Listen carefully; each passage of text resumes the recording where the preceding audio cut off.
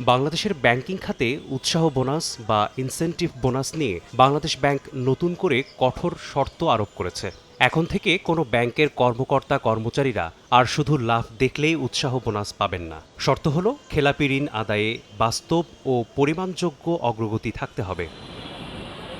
মঙ্গলবার ৯ December company আইনের ক্ষমতাবলে এ সংক্রান্ত নির্দেশনা জারি করেছে বাংলাদেশ ব্যাংক। চিঠিটি পাঠানো হয়েছে দেশের সব তফসিলি ব্যাংকের ব্যবস্থাপনা পরিচালক ও প্রধান নির্বাহীদের কাছে।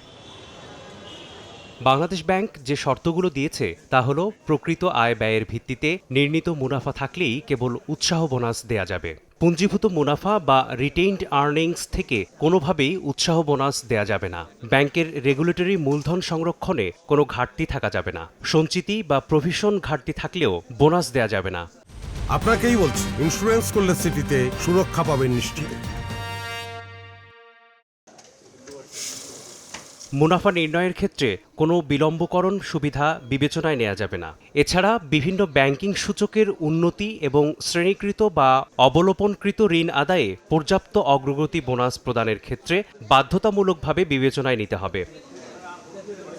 রাষ্ট্রায়ত্ত ব্যাংকের ক্ষেত্রে আলাদা নির্দেশনা প্রযোজ্য হবে। তাদের অনুসরণ করতে হবে রাষ্ট্র মালিকানাধীন বাণিজ্যিক ব্যাংক, তফসিলি বিশেষায়িত ব্যাংক, অতফসিলি বিশেষায়িত ব্যাংক এবং আর্থিক প্রতিষ্ঠানসমূহে কর্মরত কর্মচারীদের উৎসাহ বোনাস প্রদান নির্দেশিকা ২০২৫।